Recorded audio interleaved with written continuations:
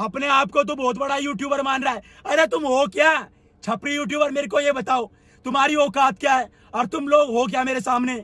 बता क्या है तू? चुप, बिल्कुल चुप है। क्या तेरे सामने? रुक दिखाता हूँ तुझे, देख। तो एक महीने का जो इनका पूरा इनकम होता है 60 लाख रुपीस, यानी कि 60 लाख रुपए कमाते हैं ट्रिगर्ड इंसान। यही नहीं, अभी और सुनिए। एल्विश यादव एक महीने का इनकम होता है वो होता है 40 लाख रुपए। और तू इतना हक दूंगा इन खेतों। जा जाके हक खेतों में हक। क्या है तेरे सामने? भाग।